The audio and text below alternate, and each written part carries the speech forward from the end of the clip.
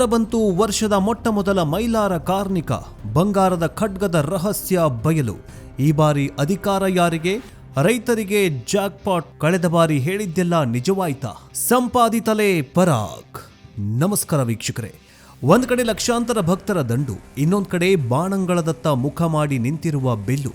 ಆ ಬಿಲ್ಲಿನ ತುದಿಯಲ್ಲಿ ನಿಂತು ಒಬ್ಬ ವ್ಯಕ್ತಿ ಆಕಾಶದ ಕಡೆ ನೋಡಿ ಒಂದು ಮಾತು ಹೇಳ್ತಾನೆ.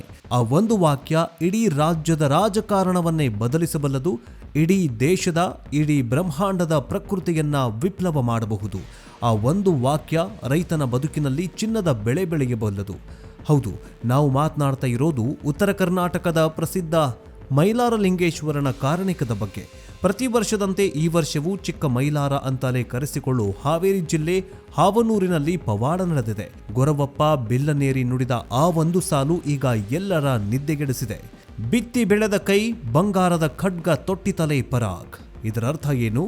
ಬಂಗಾರದ ಖಡ್ಗ ಯಾರ ಕೈ ಸೇರಲಿದೆ? ರಾಜಕೀಯದಲ್ಲಿ ಕಷ್ಟಪಟ್ಟವರಿಗೆ ಸಿಂಹಾಸನ ಸಿಗುತ್ತಾ ಅಥವಾ ಹಾಲಿ ರಾಜರು ಕೆಳಗಿಳಿಯುತ್ತಾರಾ? ರೈತ ಈ ಬಾರಿ ಮಣ್ಣು ಮುಟ್ಟಿದ್ರೆ ಚಿನ್ನ ಆಗುತ್ತಾ? ಹಾಗಾದ್ರೆ ಕಳೆದ ವರ್ಷ ನುಡಿದ ಕಾರ್ಮಿಕ ಭವಿಷ್ಯ ನಿಜವಾಗಿದೆಯಾ? ಬನ್ನಿ ಇವತ್ತಿನ ಈ ಡೀಟೇಲ್ಡ್ ವಿಡಿಯೋದಲ್ಲಿ ಮೈಲಾರಲಿಂಗೇಶ್ವರನ ಅದ್ಭುತ ಕಾರಣಿಕದ ರಹಸ್ಯವನ್ನ ಎಳೆಯಾಗಿ ಬಿಚ್ಚಿಡ್ತೀವಿ. ಆದ್ರೆ ಅದಕ್ಕಿಂತ ಮುಂಚೆ ಈ ಕಾರಣಿಕದ ಬಗ್ಗೆ ನಿಮ್ಮ ಅನಿಸಿಕೆ, ಅಭಿಪ್ರಾಯ ಏನು? ಜೊತೆಗೆ ನೀವು ಕೂಡ ಈ ಕಾರಣಿಕವನ್ನ ನಂಬುತ್ತೀರಾ? ಈ ಸರ್ತಿ ಸಿದ್ದರಾಮಯ್ಯನವರು ಕೆಳಗಡೆ ಇಳಿತಾರಾ? ಕಮೆಂಟ್ ಮೂಲಕ ತಿಳಿಸಿ. ಬನ್ನಿ ವಿಡಿಯೋವನ್ನ ಶುರು ಮಾಡೋಣ. 10 ವರ್ಷಗಳ ಇತಿಹಾಸ ಇರೋ ಈ ಜಾತ್ರೆಯಲ್ಲಿ ಸಂಪ್ರದಾಯದಂತೆ ಮೈಲಾರಲಿಂಗೇಶ್ವರ ಮತ್ತು ಗಂಗವ್ವಾಳ ಮೂರ್ತಿಯ ಮೆರವಣಿಗೆಯನ್ನ ನಡೆಸಲಾಗುತ್ತೆ. ಭಕ್ತರು 7 ಕೋಟಿ 7 ಕೋಟಿಗೆ ಹರ ಹರ ಮಹಾದೇವ ಅನ್ನೋ ಘೋಷಣೆಯನ್ನ ಇಡೀ ಜನ ಗೊರವಪ್ಪನ ಆನಂದದ ಬಿಲ್ಲನತ್ರ ಬರ್ತಾರೆ. ಸುಮಾರು 15ರಿಂದ 20 ಅಡಿ ಎತ್ತರದ ಬಿಲ್ಲನ್ನು ಅವರು ಸರಸರನೆ ಏರ್ತಾ ಇದ್ರೆ ಭಕ್ತರ ಎದೆಯಲ್ಲಿ ಡವಡವ ಶುರುವಾಗಿತ್ತು. ಬಿಲ್ಲನ್ನೇರಿದ ಗೊರವಪ್ಪ ಆಕಾಶದ ಕಡೆ ದೃಷ್ಟಿ ನೆಟ್ಟು ದೇವರನ್ನ ಧ್ಯಾನಿಸಿ ಆ ಒಂದು ಮಾತನ್ನ ಗಟ್ಟಿಯಾಗಿ ಕೂಗಿದ್ರು. ಸದ್ದಲೆ ಬಿತ್ತಿದ ಬೆಳೆ ಕೈ, ಬಂಗಾರದ ಖಡ್ಗ ತೊಟ್ಟಿತಲೇ ಪರಾಕ್ ಅಂತ. ಈ ಮಾತು ಮುಗಿತಾ ಇದ್ದಂತೆ ಗೊರವಪ್ಪ ಮೇಲಿಂದ ಕೆಳಗೆ ಧುಮುಕಿದ್ರು. ಇವರು ಬಿದ್ದ ದಿಕ್ಕು ಪೂರ್ವ. ಇದು ಭಕ್ತರಿಗೆ ಅತಿದೊಡ್ಡ ಸಮಾಧಾನ ತಂದಿದೆ. ಯಾಕಂದ್ರೆ ಪೂರ್ವಕ್ಕೆ ಬಿದ್ರೆ ರಾಜ್ಯದಲ್ಲಿ ಸಮೃದ್ಧಿ ಇರುತ್ತೆ ಎನ್ನುವುದು ಶತಮಾನಗಳ ನಂಬಿಕೆಯಾಗಿದೆ. ಈಗ ಗೊರವಪ್ಪ ನುಡಿದ ವಾಕ್ಯವನ್ನ ಒಡೆದು ನೋಡೋಣ. ಬಿತ್ತಿ ಬೆಳೆದ ಕೈ, ಇದರ ನೇರ ಅರ್ಥ ರೈತ ಅಥವಾ ಶ್ರಮಜೀವಿ. ಯಾರು ಭೂಮಿಯಲ್ಲಿ ಬೀಜ ಬಿತ್ತಿ ಬೆಳೆ ತೆಗಿತಾರೋ ಅವರು ಬಂಗಾರದ ಖಡ್ಗ ತೊಟ್ಟಿತಲೆ. ಇದರರ್ಥ ತುಂಬಾ ಪವರ್ಫುಲ್ ಮಾತು. ಇಲ್ಲಿ ಬಂಗಾರ ಅಂತಂದ್ರೆ ಸಂಪತ್ತು ಅಥವಾ ಬೆಲೆ, ಖಡ್ಗ ಅಂತಂದ್ರೆ ಅಧಿಕಾರ ಅಥವಾ ಶಕ್ತಿ. ಹಿರಿಯರು ಮತ್ತು ದೇವಸ್ಥಾನದ ಧರ್ಮದರ್ಶಿಗಳು ಇದನ್ನ ಹೀಗೆ ವಿಶ್ಲೇಷಣೆ ಮಾಡ್ತಾರೆ. ಬೆಲೆ ಏರಿಕೆ ಅಂದ್ರೆ ಈ ವರ್ಷ ರೈತರಿಗೆ ರಾಜಯೋಗ ಇದೆ. ಮೊದಲನೇದು ಬೆಲೆ ಏರಿಕೆ. ರೈತ ಬೆಳೆದ ಬೆಳೆಗೆ ಈ ಬಾರಿ ಭಾರಿ ಪ್ರಮಾಣದಲ್ಲಿ ಅಂದ್ರೆ ಚಿನ್ನದಂತಹ ಬೆಳೆ ಸಿಗಬಹುದು. ಬಂಗಾರದ ಖಡ್ಗ ಅಂದ್ರೆ ಬೆಳೆ ಬಂಗಾರವಾಗತ್ತೆ ಅಂತ. ಉತ್ತಮ ಮಳೆ. ಗೊರವಪ್ಪ ಪೂರ್ವಕ್ಕೆ ಬಿದ್ದಿರೋದ್ರಿಂದ ಮುಂಗಾರು ಮತ್ತು ಹಿಂಗಾರು ಮಳೆ ಚೆನ್ನಾಗೇ ಆಗತ್ತೆ. ಕೆರೆಕಟ್ಟೆಗಳು ತುಂಬುತ್ತವೆ. ಬರಗಾಲದ ಛಾಯೆ ಇರೋದಿಲ್ಲ. ಗೌರವ.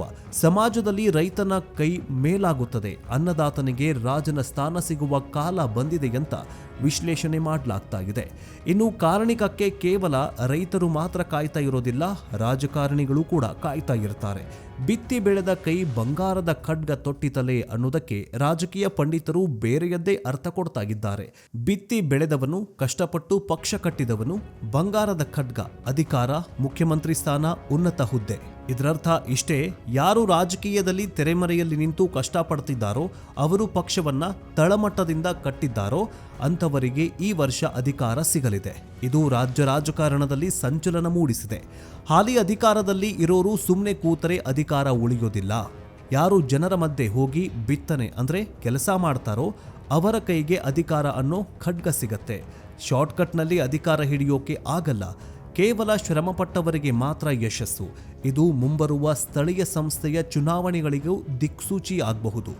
ಇನ್ನು ವೀಕ್ಷಕರೇ, ನಿಮಗೊಂದು ಡೌಟ್ ಆಗಬಹುದು, ಮೈಲಾರ ಕಾರಣಿಕ ಅಂದ್ರೆ ಬಳ್ಳಾರಿ, ವಿಜಯನಗರ ಜಿಲ್ಲೆ ಮೈಲಾರಲಿಂಗೇಶ್ವರ ಅಲ್ವಾ? ಇದ್ಯಾವುದು ಹಾವನೂರು ಅಂತ? ಇಲ್ಲೇ ಇರೋದು ಸ್ವಾರಸ್ಯ. ವಿಜಯನಗರ ಜಿಲ್ಲೆ ಹೂವಿನಹಡಗಲಿ ತಾಲೂಕಿನ ಮೈಲಾರದಲ್ಲಿ ನಡೆಯೋದು ದೊಡ್ಡ ಮೈಲಾರ ಜಾತ್ರೆ. ಅಲ್ಲಿ ಕಾರ್ಣಿಕ ನಡೆಯುವ ಒಂದು ದಿನ ಮೊದಲು ಹಾವೇರಿ ಜಿಲ್ಲೆಯ ಹಾವನೂರಿನಲ್ಲಿ ಕಾರ್ಣಿಕ ನುಡಿಯಲಾಗತ್ತೆ. ಇದನ್ನ ಚಿಕ್ಕ ಮೈಲಾರ ಅಂತ ಕರಿತೀವಿ. ವಿಶೇಷ ಅಂದ್ರೆ ಹಾವನೂರಿನಲ್ಲಿ ಏನ್ ಭವಿಷ್ಯ ಬರುತ್ತೋ ಅದೇ ರೀತಿ ಅರ್ಥ ಬರುವಂತಹ ಭವಿಷ್ಯವನ್ನ ಮರುದಿನ ದೊಡ್ಡ ಮೈಲಾರದಲ್ಲೂ ಬರುತ್ತೆ. ಹೀಗಾಗಿ ಹಾವನೂರಿನ ಕಾರ್ಣಿಕ ಅಂದ್ರೆ ಅದು ದೊಡ್ಡ ಮೈಲಾರದ ಟೀಸರ್ ಅಂತಾನೆ ಅರ್ಥ. ಇದು ಇಲ್ಲಿ ಒಳ್ಳೇದಾಗತ್ತೆ ಅಂತಂತ ಬಂದ್ರೆ ನಾಳೆ ಮೈಲಾರದಲ್ಲೂ ಅಂಬಲಿ ವಾಲಿಗಿ ಉಣಿಸುತ್ತಲೇ ಪರಾಕ್ ಸಮೃದ್ಧಿ ಅಂತ ಬರುವ ಸಾಧ್ಯತೆ ಹೆಚ್ಚಾಗಿರುತ್ತೆ. ಹೀಗಾಗಿ ಇಡೀ ರಾಜ್ಯದ ಕಣ್ಣು ಮೊದಲು ಹಾವನೂರಿನ ಮೇಲೆ ಇರುತ್ತೆ. ಈಗ ನಾವು ಇತಿಹಾಸವನ್ನ ಒಮ್ಮೆ ತಿರುಗಿಸಿ ನೋಡಲೇಬೇಕು. ಕಾರಣಿಕಗಳು ನಿಜವಾಗಲೂ ಸತ್ಯವಾಗಿದ್ದಾವ? ಉದಾಹರಣೆಗಳು ಸಾಕಷ್ಟಿದಾವೆ. ಆಕಾಶಕ್ಕೆ ಗುದ್ಲು ಕಟ್ಟಿತಲೇ ಪರಾಕ್ ಕೆಲವು ವರ್ಷಗಳ ಹಿಂದೆ ಈ ಕಾರ್ಣಿಕ ಆಗಿತ್ತು. ಇದರರ್ಥ ಆಕಾಶದಲ್ಲಿ ಮನೆ ಕಟ್ಟಿದ ಹಾಗೆ, ಅಂದ್ರೆ ಅಸ್ಥಿರತೆ. ಆ ವರ್ಷ ರಾಜಕಾರಣದಲ್ಲಿ ಭಾರಿ ಅಸ್ಥಿರತೆ ಉಂಟಾಗಿತ್ತು. ಸರ್ಕಾರಗಳು ಬಿದ್ದು ಹೋಗಿದ್ವು. ಆಪರೇಷನ್ ಕಮಲ ನಡೆದಿತ್ತು. ರಾಕ್ಷಸರ ತುಳಿದಿತ್ತಲೇ ಪರಾಕ್. ಇದು ಕೋವಿಡ್ ಸಮಯದಲ್ಲಿ ಬಂದಂತಹ ಕಾರ್ಣಿಕ ಅಂತ ಜನ ನಂಬಿದ್ದಾರೆ. ರೋಗ ರುಜಿನಗಳು ಹೆಚ್ಚಾಗುವ ಸೂಚನೆ ಇದಾಗಿತ್ತು. ಆದ್ದರಿಂದ ಕೆಟ್ಟವರೆಲ್ಲ ಸತ್ತು ಹೋದ್ರು ಅಂತ ಪರಾಕ ಅಂದ್ರೆ ಈ ಕಾರ್ಣಿಕವನ್ನ ನುಡಿಯಲಾಗಿತ್ತು. ಮುತ್ತುರತ್ನ ಮೂಡಿ ಬರುತ್ತಲೇ ಪರಾಕ್. ಈ ರೀತಿ ಬಂದಾಗಲೆಲ್ಲ ಈ ವರ್ಷ ಮಳೆ ಬೆಳೆ ಚೆನ್ನಾಗಿ ಆಗತ್ತೆ, ರೈತರು ಖುಷಿಯಾಗಿದ್ದರು. ಹೀಗೆ ಕಳೆದ ವರ್ಷ ಕಾರ್ಣಿಕವನ್ನೊಮ್ಮೆ ನೆನಪಿಸಿಕೊಳ್ಳೇಬೇಕು. ಸಾಮಾನ್ಯವಾಗಿ ಅಂಬಲಿ ವಾಲಿಗಿ ಅಥವಾ ಸುಖ ಸಂಪತ್ತು ಅಂತ ಅರ್ಥವಾಗಿ ಬರುತ್ತೆ. ಅದಕ್ಕೆ ತಕ್ಕಂತೆ ಕಳೆದ ಬಾರಿ ಮಳೆ ಚೆನ್ನಾಗಿ ಆಯಿತು, ಜಲಾಶಯಗಳು ಕೂಡ ತುಂಬಿದ್ವು. ಹೀಗಾಗಿ ಹಾವನೂರು ಮೈಲಾರನ ಮಾತುಗಳು ಅಥವಾ ಕಾರ್ಣಿಕಗಳು ಎಂದೂ ಕೂಡ ಸುಳ್ಳಾಗಿಲ್ಲ. ಕಾರ್ಣಿಕದಲ್ಲಿ ವಾಕ್ಯದಷ್ಟೇ ಮುಖ್ಯವಾದದ್ದು ಗೊರವಪ್ಪನ ಬೀಳುವಂತಹ ದಿಕ್ಕು ಕೂಡ. ಗೊರವಪ್ಪ ಆನಂದ ಬಿಲ್ಲರ ಅವರು ಬಿಲ್ಲೇರಿ ಕೆಳಗೆ ಬೀಳುವಾಗ ಅವರ ತಲೆ ಪೂರ್ವ ದಿಕ್ಕಿಗೆ ಬಾಗಿದೆ. ಶಾಸ್ತ್ರದ ಪ್ರಕಾರ ಪೂರ್ವ ಮತ್ತು ಉತ್ತರ ಅತ್ಯಂತ ಶುಭ, ಮಳೆ ಬೆಳೆ ಸಮೃದ್ಧಿ.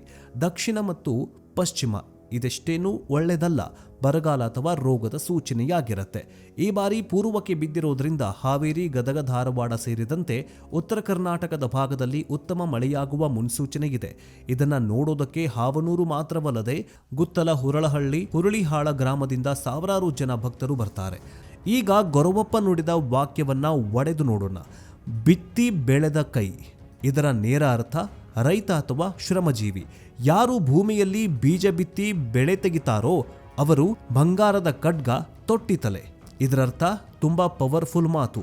ಇಲ್ಲಿ ಬಂಗಾರ ಅಂತಂದ್ರೆ ಸಂಪತ್ತು ಅಥವಾ ಬೆಲೆ, ಖಡ್ಗ ಅಂತಂದ್ರೆ ಅಧಿಕಾರ ಅಥವಾ ಶಕ್ತಿ. ಹಿರಿಯರು ಮತ್ತು ದೇವಸ್ಥಾನದ ಧರ್ಮದರ್ಶಿಗಳು ಇದನ್ನ ಹೀಗೆ ವಿಶ್ಲೇಷಣೆ ಮಾಡ್ತಾರೆ.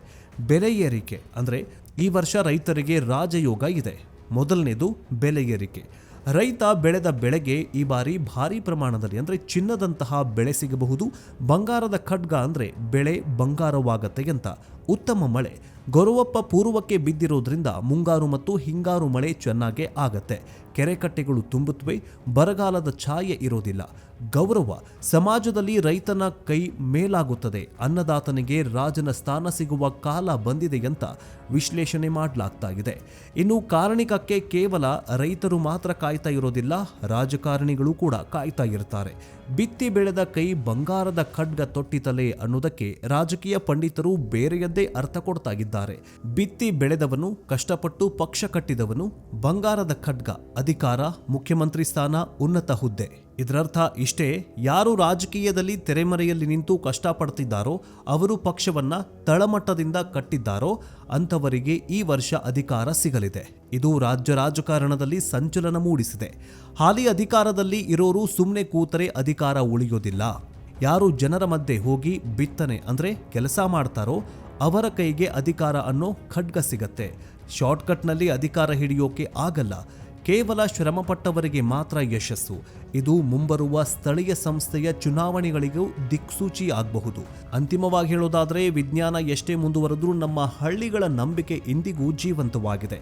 ಹಾವನೂರಿನ ಮೈಲಾರಲಿಂಗೇಶ್ವರ ಈ ಬಾರಿ ಅಭಯ ಹಸ್ತ ನೀಡಿದ್ದಾನೆ. ಬಿತ್ತಿ ಬೆಳೆದ ಕೈ ಬಂಗಾರದ ಖಡ್ಗ ಅನ್ನೋ ಮಾತು ನಿಜವಾಗಲಿ. ನಮ್ಮ ಅನ್ನದಾತರ ರೈತರ ಬದುಕು ಬಂಗಾರವಾಗಲಿ.